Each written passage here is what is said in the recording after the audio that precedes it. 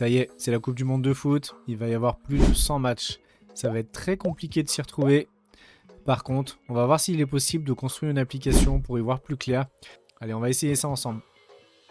Donc si t'as pas de compte, tu peux en créer un. Je vais te mettre tous les liens dans la description comme d'habitude. Et là, tu vois, c'est l'interface un peu simple, celle qu'on a habituellement. Hop, j'ai préparé un petit prompt. Alors, n'hésite pas, hein, un prompt, hein, tu détailles un petit peu ce que tu as envie. Tu demandes à l'IA de te faire un petit prompt pour réaliser une application.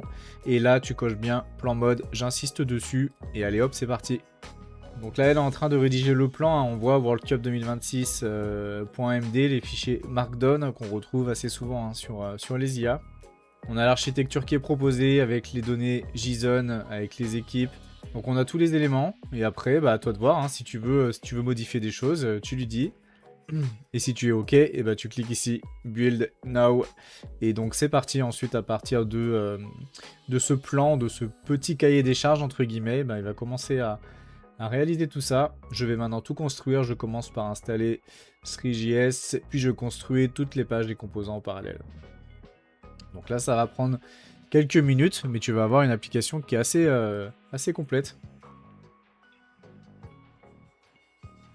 A few moments later. Allez, c'est pas mal. C'est un peu dans le thème qu'on lui avait demandé, hein, Cyberpunk, donc c'est animé, Coupe du Monde, on voit le globe qui tourne. Donc début du tournoi, 4 jours, 22h, 32 minutes, donc c'est top. On voit les 48 équipes, on va cliquer, on va voir un peu. Nickel, on a les différents continents.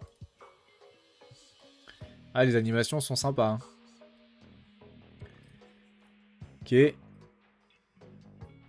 Ok, on a les joueurs. Puis là, du coup, il y a le watch-up, donc pour voir un peu sur quelle chaîne ce sera diffusé. Donc il a récupéré l'ensemble des informations. Hein. Moi, je lui ai rien donné, juste les prompts. Et puis en fait, il a tout géré lui-même. Donc il a fait un thème clair et un thème foncé.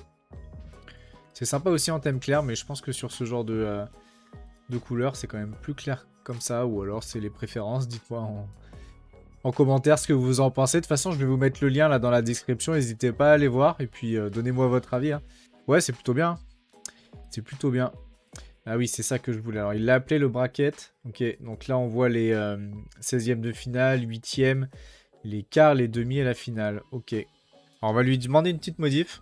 On va lui dire à la place des drapeaux, parce que là, je pense qu'il a utilisé les emojis flag.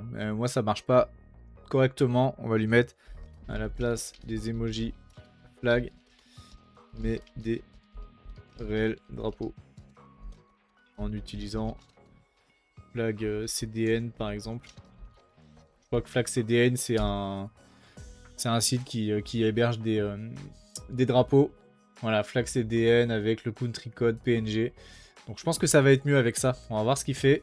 Bon, l'avantage hein, sur ce genre d'outil, si tu connais pas déjà, c'est qu'il faut pas hésiter à discuter ici hein, pour lui demander des modifications, des ajustements, s'il y a des petites choses que tu aimes pas.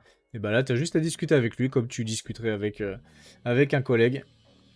Donc là, il va créer un composant basé sur FlagCDN et remplacer tous les emojis drapeaux.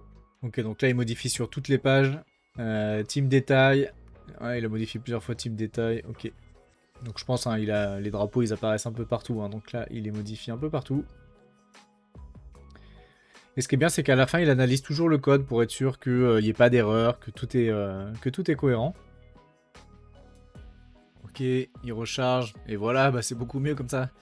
Donc ouais, il avait utilisé les emojis. Là, on a des vrais drapeaux. Donc c'est beaucoup mieux. Ça fait beaucoup plus Coupe du Monde. Donc c'est top. Voilà, au moins on les a sur l'affiche, sur les matchs. Donc c'est pour ça qu'il a modifié un peu partout, sur les calendriers, les groupes. Donc ouais, là c'est beaucoup mieux. Bon alors là, il n'y a pas encore les matchs. Mais ouais, c'est beaucoup mieux. Dis-moi ce que t'en penses hein, en commentaire. Mais ouais, là c'est top. Et donc après, une fois que tu veux publier, là tu vois, je vais te donner le lien. Tu as juste à faire Publish to Live. Et ensuite, tu vas avoir un lien que tu pourras diffuser directement. Et voilà, une fois qu'il a diffusé du coup l'application, tu as le lien là directement. Donc tu peux copier et puis tu as le lien que tu peux partager à qui tu veux. Tu auras le site internet qui sera déployé. Donc là, on a fait voilà une application hein, qui est plutôt quali, hein, franchement, hyper quali en quelques minutes. Là, ici à gauche, tu as des templates. Donc n'hésite pas à regarder parce que j'ai vu qu'il y avait des modèles qui étaient hyper cool. Tu pouvais t'inspirer de ça éventuellement. Ouais, on va regarder le premier. Tu vois, donc, alors je sais pas trop ce que c'est, mais c'est des sortes de mini-jeux. En tout cas, j'aime bien le design, quoi. Franchement, le design est cool. Donc tu peux t'inspirer de ça en fait. Tu vois là, tu as juste à cliquer sur Remix et puis bah, tu copies à ta sauce. Si tu veux t'inspirer d'un design pour faire quelque chose, bah, ici tu peux remixer des projets. Un peu comme il y a sur Ideogram pour remixer des images. Eh bien, tu peux t'inspirer de ça.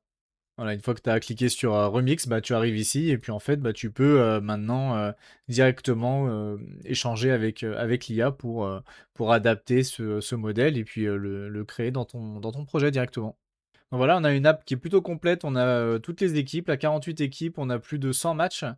Donc une application qui est fonctionnelle hein, avec Hunter Pro. Alors ça respecte bien la promesse. Hein, tu décris ton idée et puis tu appuies sur Entrée et puis après tu as l'application. Dis-moi en commentaire ce que tu en penses. Je vais te mettre le lien de l'application si tu veux regarder si ça peut te servir pour la Coupe du Monde.